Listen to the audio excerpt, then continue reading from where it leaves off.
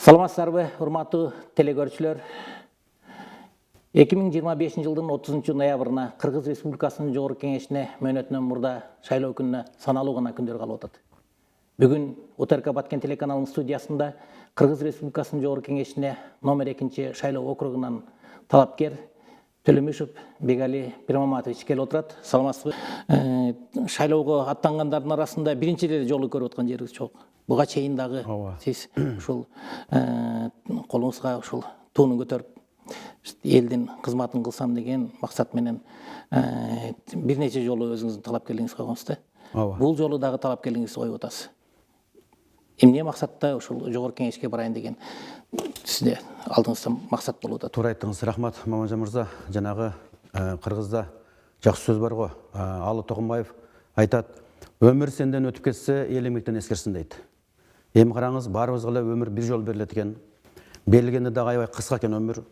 Эми ошол өмүрдө жөн гана жанагындай өзүбүздүн кызыкчылык менен, өзүбүздүн эме менен жашабай, элге, жерге, журтка кызмат кылышыбыз бул биз үчүн милдет. Ошон үчүн мен 3-чү жолу талапкерлигимди коюп атам.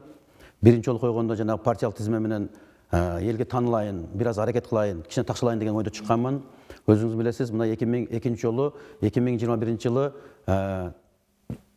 номер 2 Баткен шайлоо округунан талапкер болуп чыктым. Ал кезде 10 талапкер болчубуз. Бирок эми шартка байланыштуу 5100 добуш менен калып калдым. Бирок ага мен эч кандай өкүнбөйм. Бул эми чоң ушундай күрөш. Бул жерде жеңгенин да билиш керек, ошол учурда жеңилгенин да билиш керек. Мырза болушубуз керек да, жигитче болушубуз керек. Ошол Кудайым буйрса азыр дагы чыктым, бирок максатым ушу элге, журтка татыктуу кызмат кылыш. Буйрса. Азыр эми алдыңызга кандай программаларды коюп атасыз? Эмне жумуш кылып берсем деп атасыз эл үчүн? Элим үчүн Кудайым буйрса, мына өзүңүзгө маалым, миграциянын агымын токтотуу боюнча өзү аракетим күч. Миграциянын агымын кантип токтотобуз? Өндүрүштү да ачышыбыз керек. Мына мен өзүм уранымдагы өлкө өнүксө, өндүрүш өнүксө, аймак өнүксө, өлкө өнүгөт деген уран менен чыгып атам. Эми бул урандын негизги максаты өндүрүштөргө көңүл буруу. Өндүрүштөргө кандай көңүл бурабыз? Мамлекеттик деңгээлде көңүл бурабыз. Өзүңүз билесиз, мына Баткен району, Баткен облусу өрүк менен дүйнөгө таанылганбыз. Маселен, ушул өрүктү эле бренд кылып дүйнөлүк базарга алып чыксак, Кудай буйрса, дүйнөлүк базарда өрүктүн килограммы $100 дейт. Японияда $100 экен, ал да Туркиянын өрүгү экен. Туркиянын өрүгү өзүңүз билесиз, мына көлдүн өрүгүнө окшош, ысык көлдүн даамы анчалык эмес. Бирок ошондой болгон тагдырда деле мамлекеттик колдоо болгонуна байланыштуу дүйнөлүк рынокко чыгып атат. Ошон үчүн жеке адамдын аракетине караганда мамлекеттик колдоо менен аябай жакшы ийгиликке жетсе болот. Кудай буйрса, ошол ар бир айылда өндүрүштү өнүктүрсөк, элге көңүл бурсак, ошо миграциянын агымын токтотсок деген максат менеки. Мына жерлерде жолугушуулар өтүп атат. Бегали Пирмаматович, элдин кабыл алуусу кандай болуп атат? Элдин кабыл алуусу 2021 жылга салыштырмалуу аябай жакшы. Мен ыраазы болдум. Эми караңыз, президентибиз Садыр Нуркожоевич айтты, талапкерлер элдин астына чыксын дагы, эл баасын берсин деди, өзүңүз билесиз. Эл баасын берсин дагы, татыктуу талапкер шайлаңыздар дагы, аны чимкирик деп атабаңыздар деди. Эми бул чимкирик деген сөз жанагы анча-мынча шылкымдардын сөзү бул. Бул жаман сөз өзү негизи. Бул биз кыргыз эли мындай сөздөрдү колдонгон эмеспиз. Эми бүгүн анча-мынча жанагы өнүккөн мамлекеттердин катарына кошулуп калдыкпы, же аябай дүйнөдө маалыматыбыз көбөйүп кеттиби, ушундай жаман ыплас сөздөр аралаша баштады. Бул чимкирик деген ат аябай жаман болгонуна байланыштуу президентибиз деле чыдай албай калды окшойт. Чимкирик деп атабаңыздар деди. Эми караңыз, президенттин да көзгө илбей, элди, журтту, мыйзамды көзгө илбей, айрым талапкерлер элге чыкканы жок. Мен элден эмесин байкадым, элдер талапкерлерди уже талап кылып калыптыр. Элге келсин, эл таразы, эл сынчы демекчи, элдин элегинен өссүн деген уже маселени көтөрүп баштаптыр. Бул мен ойлойм, элдин жетишкендиги, элдин өнүккөндүгү. Эл Кудайым буйрса байыды. Элдин курсагы ток бүгүнкү күндө. Элге жанагы арам акчанын кереги жок деген маселе. Ошон үчүн караңыз, элдин элегинен өткөн адам гана элге кызмат, таттуу кызмат кыла алат. Көрдүңүзбү? Сиз өзүңүз жөнүндө кыска айтып кете аласызбы? Кандай билимиңиз бар? Кимдин уулусуз? Кандай тарбия алдыңыз ушул боюнча? Жакшы суроо, рахмат. Мен ошол айрымдар жакшы билет, илгерки адамдар билет, же эскилер билет, улуу инсандар билет. Мен мына Карабак айылында туулганмын, Баткен району Карабак айылында. Кичи мекеним Зардалы. Жанагы зарлы ишиң болбосо, Зардалы эмне бар демекчи, толук жигитмен. Таза кандуумун деп мактанып тамашалап коет адамдаргачы. Ошол Пирмамат аксакал дегенди өзүңүз билип калдыңыз. Ошол ыймандуу, таза адамдын баласы болгонума байланыштуу атамдын жүзү менен, атамдын абийири менен мына элге чыгып атам. Өзүңүз билесиз, атам ушул облустун түптөлүшүндө аябай эбегейсиз чоң салымы бар. Атам элге, журтка ак кызмат кылды, жакшы сөзүн айтып атты. Атам дайыма айтчу эле, балам, жашоого бир келесиң, элге журтка кызмат кылышың керек. Мен мына министрликте иштеп калдым бир аз, өзүңүз билесиз. Ошол учурда атам айтты, ата, мен иштебей эле коеюн. Мен бизнес тармагына чыгайын десем, жок балам, өмүр кыска, элге кызмат кылышың керек. Эл ыраазы болбосо деле, эл кийим балайт, бааңды кийим берет, бирок элге журтка кызмат кылышың керек, ак эмгегиң өтөшүң керек. Жанагы өмүр сенен өтүп кетсе да, эл эмгектен эскерсин дегенге жакын сөз да. Элге кызмат кылышың керек, бул дүйнө баары калат. Сенин артынан жакшы сөз болуш керек. Карасаңыз кандай жакшы сөздөр. Мен ошол сөздөрдү эми түшүндүм да. Ошон үчүн мен бизнес жаатында жүрөм. Кудайга шүгүр жашоом жакшы, бирок жөнүнө жүрө бербей, элге, жерге, өлкөгө бир татыктуу, жакшы кызмат кылсам деген жакшы ниеттен мен чыктым, Кудай буйрса. Жакшы ниетиңиз бар экен. Негизи башкалардан өзгөчөлүгүңүз, айырмачылыгыңызды айтып бере аласызбы? Мына сиз депутаттыкка бардык 14 талапкер коюп атат сиздердин номер 2 шайлоо округунан. Алардан өзгөчөлүгүңүз эмнеде? Айырмачылыгыңыз эмнеде? Эмне убада бере аласыз? Мен Мамажан мырза 2021 жылы чыкканда да элге айтканмын. Мына эл күбө, эл тараза, эл сынчы демекчи. Ошол учурда айтканмын, туугандар, депутат эч качан мектеп салбайт. Депутат эч качан жолуңарга асфальт төшөп бербейт. Депутат эч качан силерге төрөт үйлөрүндү, башкаларды, эч нерсе каналдарды казбайт. Бирок депутат мыйзам жазат. Маселен, бир мектеп салынса, бул 405 адам көйгөй чечилди деген маселе. Бир канал каздырса, маселен, ал бир айылдын көйгөй чечилди деген маселе. Эми караңыз, мыйзам жазылса, мына биздин улуу илгерки мына Досбол Нурул агабыз, Рахат Ачылова эжелерибиз мына Баткенди толуу аймакка киргизди десеңиз, эми караңыз. Ошонун жеңилдигинен канчалаган 100 миңдеген адамдар пайдаланып атпайбы, туурабы? Электр энергиясынан жеңилдик, маселен, налогтордон жеңилдик, көп жактан жеңилдик бар да, көрдүңүзбү? Бир мыйзам өлкөгө кызмат кылат да. Ал да ошол мектепте салдырабыз, маселе жок. Аны сала турган өзүнүн министрликтери же бир ишканалар, өзүнө тийиштүү адамдар бар да. Аларга маселен мыйзам жазылса, же көзөмөлдөсө, мектеп менен чектелип калбашыбыз керек да. Өлкөгө кызмат кылышыбыз керек. Кудайым берсе ошо мыйзам жазабыз деп баратабыз. Мыйзам жазганга билимибиз, деңгээлибиз жетет, Кудайым буйрса. Мен эми жана өзүмдү мактабайын, мен айырмачылыгым айтам го. Мен Кудайды ортого коюп, мына эл журтка ак эмгек өтөйм деп чыктым да. Эми караңыз. Мен элге кайрылганда айттым, жүрөгүбүздүн түпкүрүндөгү оюбузду жараткан билип турат. Биз элди алдоо жол менен чыксак, акча менен азгырып чыксак, арам жол менен чыксак, элге журтка кызмат кыла албайбыз.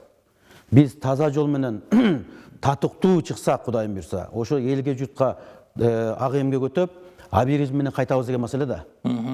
Анан дагы айырмачылыгы, мына өзүңүз билесиз, 2021 жылы 10 талапкер чыккан болсок, бүгүн жалгыз өзүм чыгып атам. 30 ноябрь күнү биздин шайлоочулар шайлоо участкасына келет. Сиздердин номер 2 шайлоо округу боюнча 144 миңден ашуун шайлоочу бар экен. Шайлоо участогуна келген талапкер эмне үчүн номер 12 бюллетенге добуш бериш керек? Эми караңыз, талапкерлердин ичинде 4-5 гана көкөрө уруп чыкса, эл үчүн таза кызмат кылам. 4-5 жаман айтпайм, башка бир күчтөрдүн кызматын кылат. Бүгүн эле алар жок эмес. Менин артымдан айрым адамдар иштейт, аракет кылат, башка бир кандидаттарды коет, талапкерлерди коюп, аларды каржылайт. Бирок мен ойлойм, бул менин жетишкендигим, менин ийгилигим. Карасаңыз, менден эмне үчүн адамдар коркот? Коркпойт. Менин артымда калың эл бар. Мен ак сүйлөйм, таза сүйлөйм. Ошол айырмачылыгым деп ойлойм мен. Анан эл кандай баа берет, аны эл өзү билет.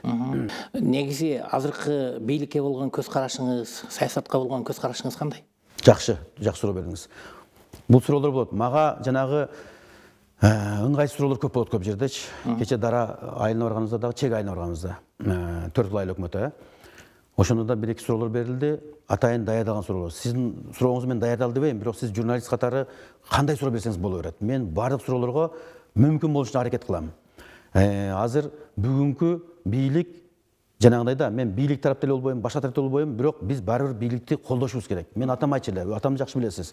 Атам айтчу эле, падыша Кудай эмес, Кудайдан жудай эмес. Бул кылым карыткан илгери кыргыздын сөздөрү. Жудай десеңиз эч ким түшүнбөйт азыр. Падыша бул Кудай эмес, бирок Кудайдан алыс адам эмес. Алланын назары түшкөн адам падыша болот деген сөз. Эми караңыз, ислам менен жашайбыз, дин менен жашайбыз. Исламда да айтат, падышанын өкүмүнө моюн суңала дейт. Падыша бирөө дейт, биз миллионбуз, миллиардбыз. Көрдүңүзбү? Ошон үчүн саясатты кайсы учур болсо да колдошубуз керек. Бүгүн ачык айтканда өтө таза бийлик келди. Өтө жакшы адамдар келди, казынабыз акчага толду. Эми мен баратканда максат бирөөнүн кызыкчылыгы эмес, мен Кудайым берсе эркин депутат болом. Ошо казынадагы акчаларды бул жака бурушум керек. Эми караңыз, 7-чи созупта элдин алданганын караңыз. Эл байкуш ушундай экен да. Жанагы жакшы сөз, кооз сөзгө ишене берет, же акчага азгырыла берет. 7-чи созуптагы депутаттардын шалакылыгынан дейбизби, же сөдөрмө болгонунан дейбизби, облуста, Баткен облусунда бир губернатор чыккан жок. Бир министр чыккан жок. Көрдүңүзбү? Буга ошол депутаттын күнөөсү эмес, жалпы элдин күнөөсү бар да. Туурабы? Ошон үчүн Кудайым буйрса айтам го, жогорку кеңеште 30% гана депутаттар иштесе, 70% балы кооз болуп турат. Мына өзүңүз билесиз, аны ачык айтыш керек. Мен Кудайым буйрса, элдин колдоосуна ээ болуп барсам, элдин убагына калбай, ошол 30% жанагы эл үчүн, өлкө үчүн көкүрөк урган таза депутаттардын катарын толтайм, Кудайым буйрса. Рахмат. Эми мына соңку сурообуз. Жана жогоруда айтып кеттим эле. Ошол мына 30 ноябрь Кудай буйрса бүткүл элдик шайлоо күнү шайлоо участкасына сиздердин номер 2 шайлоо округу боюнча 144 миңден ашык шайлоочу бар. Ооба. Шайлоочулардын ичинен биздин жарандарыбыз Туура айтыңыз жана. Бюллетенде тандаганда мына сиздин номер 12 бюллетенде тандап, эмне үчүн сизге добуш бериш керек ушул? Жакшы суроо, кечиресиз, жана сөзүмдү башка жака алып кетип, эми жаңылышып калыпмын. Эми мени танда дегенде саясий партиялардын ар биринин максаты буга чейинки бийликке умтулуу да. Ошол учурда саясий партиянын мүчөлөрү да бийликке умтулуу. Азыр мен талапкерлигимди койдумбу? Мен ошо элге, журтка кызмат өтөйүн деп чыктым. Анан жолунду башкалар эле мени шайла деген жокмун. Бирок мен кече эмеде жолукканда да айттым, Айдаркен эл менен жолукканда. Туугандар, мени тандаганыңыз келечекке кошкон салымыңыз. Мени тандаганыңыз өзүңүздүн пайдаңыз. Себеби мен айтам го, бир мафиянын же бир уч адамдардын кызматын кылбайм. Мен Кудайым буйрса, мына жакшы атанын баласымын. Ал үчүн көкүрөк урам, бардык жерде атамдын урматыга сый урматтык татыйм, Кудайым буйрса. Эми караңыз, бизди атам арамга тарбиялаган жок. Атам ата бала үчүн ата гана үлгү да. Атада үлгү жок эч кандай балагачы. Ошон үчүн мен да балдарыма татуу ата болоюн деп жүрөм. Балдарым элдин арасында жерди карабаш керек. Менин бир туугандам жер карабаш керек. Ошон үчүн мен тазалыгыма ишенип чыктым. Эл Кудайым буйрса мени шайлап берсе, дайыма эл менен тыгыз байланышта болом. Мына көпчүлүк жерде жүрөбүз, депутаттар 5 жыл бою бир жол келбейт экен. Бул деген өтө чоң убал да. Элдин убалы жаман, элдин жүгүн көтөрүш оңой эмес. Мамажан мырза, карасаңыз, 5 жылда бир келбеген бул акмак да. Чыныгы акмак адамдар да. Бул өзүнүн кызыкчылыгы үчүн барган. Эл үчүн, журт үчүн барган эмес. Мен Кудайым буйрса элге үлгү болоюн, жаштарга үлгү болоюн деген максатта баратам. Кудайым буйруп, элдин колдоосуна ээ болуп барып калсам, Кудайым буйрса барам ушунусунда. Свет өчпөсө барам. Эми караңыз. Эми мен ар бир айылдан өкүл шайлайм. Эл менен тыгыз байланышта болом. Мына өткөндө Кадамжада бир эже айтат, 5 жылда жок дегенде 2 жол келип койгулачы сураныч дейт. Эч нерсе иш кылбасаңар деле келип койгула дейт. Көрдүңүзбү? Эл канчалык депутат күтөт да? Ушундай бир ыплас адамдар барганда байланыштуу эл өкүнүчтүү калды да. Кудайым буйрса 2 жол эмес 20 жол келейин деп атам да. Тез байланышып, көйгөйлөрү жеринен көрүп, улуу трибунада чагылдырабыз. Чагылдырып кана жөн калбастан ошолорду аткаранга милдеттендиребиз, Кудайым буйрса. Мени шайлаганды элдин өзүнүн пайдасы. Мен айтам, депутатка муктаждыгым жок. Бирок айтам го, жашоом жакшы, бизнес чөйрөсүндө жүрөм. Буга чейин бизнесте аябай чоң ийгиликтер жараттым. Мына азыр Сток дарасынын башында Дөңмөн айылын билесиз, Дөңмөн участкасында дагы 5 мегаватт гез курайын деп турам. Жакында уже тиешелүү документтерди алып өттүм, конкурстан жеңип алдым. Жазында Кудайым буйрса баштайм. Эми караңыз, Садыр Нуркожоевич президентибиздин ошол электр энергиясынын жетишсиздигине элге кайрылып, өзүңүз билесиз, ишкерлерге кайрылып, ошол ГЭСтерди куруу боюнча кайрылуу кылды. Ошол президент саясатты колдоп, мына иш баштап атам, бирок ошол эле ГЭС менен чектелип калбай, элиме, журтума ак, таза иштеп берейин деп жеңимди түрүп чыктым. Рахмат, мына маегиңизге. Биз сизге алдыдагы шайлоодо ийгиликтерди кааламакчыбыз. Рахмат. Урматтуу телекөрүүчүлөр, бүгүн биз Кыргыз Республикасынын Жогорку Кеңешине номер 2 шайлоо округу боюнча депутаттыкка талапкер Төлөмүшев Бегалы Пирмаматович менен маек курдук. Мына маегибиздин соңунда сизге бир мүнөт мүмкүнчүлүк берсек, жалпы өзүңүздүн шайлоочуларга кайрылуу сөзүңүздү айтсаңыз. Рахмат. Урматтуу кадырлуу калкым, урматтуу менин шайлоочуларым. Шайлоо бул элдин тандоосу. Шайлоо ачык жана таза болушу милдет. Бүгүнкү күнгө чейин өзүңүздөр билесиздер, шайлоо жанагы көчүк артында болгонуна байланыштуу, жеңишинен сүйлөшүүлөр болгонуна байланыштуу мына кандайдыр бир деңгээлде өлкөнү бир топ артка тартып койду. Эми мынакей президентибиз Садыр Нуркожоевич деле айтты, татыктуу талапкер шайлагыла дагы артынан жаман сөз айтпагыла деди. Мынакей өзүңүздөр көрдүңүздөр, мына биз БШКнын кербенине баш ийип, ошол мамлекеттин саясатына, мыйзамына баш ийип, элге жерге 6-7 талапкер 12 айлык өкмөтүн кыдырдык. Өзүбүздүн программаны тааныштырдык, өзүбүздүн духубуз бар экенине, билимибиз, тажрыйба бар экенине көрсөттүк. Кудайым буйрса, эл тараза, эл сынчы демекчи, жанагы үмүтсүз шайтан дейт. Үмүтүм чоң, Кудайым буйрса. Элдин калың катмары уйкуда туугандар. Кыргыз элинен айланса болот. Кыргыз эли улуу эл элек. Биз ошо кыргыз эли байыркы эл, тарыхы бар эл элек. Ошо кыргыз элинен айырмаланып, Баткен облусу хан көргөн, хан тарбиялаган эл элек. Бүгүнкү күндө акыбалыбыз кандай болуп калды? Ошон үчүн келиңиздер. Элди жаман дегенге болбойт. Элим, журтум, мен сиздерге ишенип, өзүмдүн актыгыма, тактыгыма, билимиме, тазалыгыма ишенип чыгып отурам. Кудайым буйрса, толук үмүтүмдү үзбөйм, толук ишенем. Менин 5100 добушум сакталып турат. Ошого дагы Кудайым буйрса 5000 добуш кошуп берсеңиздер, мен элиме, журтума 5 жылда татыктуу кызмат кылам деп терең ишеничти айта алам. Жана да элиме жакшы маанай тартуулайм. Артыман толтура жаштарды, кадрларды тарбиялап, элиме, жериме, мамлекетке, өлкөгө татыктуу кызмат кыла алам деп терең ишеничти айта алам. Урматтуу шайлоочуларым, менин бюллетендеги номерим 12, саатын башы 12, жылдын айы 12, адам жашын тапканга жылды сүрүү 12, мүчө саны 12, бюллетенден адашпаңыз, талапкер сабы 12. Рахмат. Ушуну менен биз Кыргыз Республикасынын Жогорку Кеңешине номер 2 шайлоо округу боюнча талапкер Төрөмишев Бегали Пирмаматовичтин шайлоо программасы менен таанышууну аяктадык. Саламатта калыңыздар.